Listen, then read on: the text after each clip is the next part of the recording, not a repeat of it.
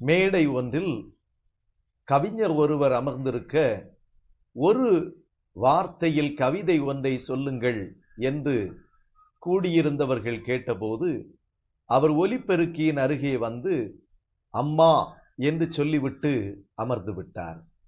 அம்மா என்று சொல்லுகின்ற வார்த்தைக்கு 1000 பொருள் உண்டு.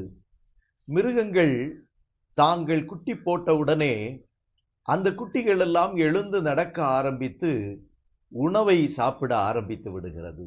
ஆனால் மனிதர்களோ குழந்தை பேற்றுக்கு பின்பதாக பல ஆண்டுகள் அந்த குழந்தையை ஆளாக்குவதற்காக அவர்கள் படுகின்ற அவஸ்தைகளோ 1000.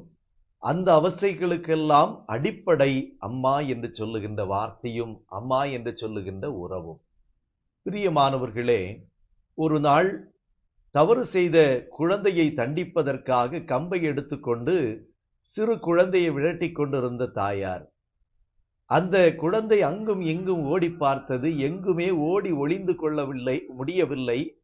அம்மா துரத்தி கொண்டிருக்கிறாள். கடைசியாக ஒன்றை செய்தது, திரும்பி அம்மாவை நோக்கி ஓடி அம்மாவினுடைய 2 கால்களையும் கட்டி தழுவிக்கொண்டது. அடிக்க வந்த அம்மா அணைத்து கொண்டாள். இதுதான் தாயினுடைய அன்பு. இன்றைக்கு பிள்ளைகள் வளர்ந்த பின்பும் சோறூட்டி தாலாட்டி வளர்க்கின்ற பராமரிக்கின்ற பெற்றோரை நாம் பார்க்க முடிகிறது. வேதத்திலே ஒரு அழகான ஒரு வார்த்தை, ஒரு தாய் தேற்றுவதைப் போல நான் உங்களை தேற்றுவேன்.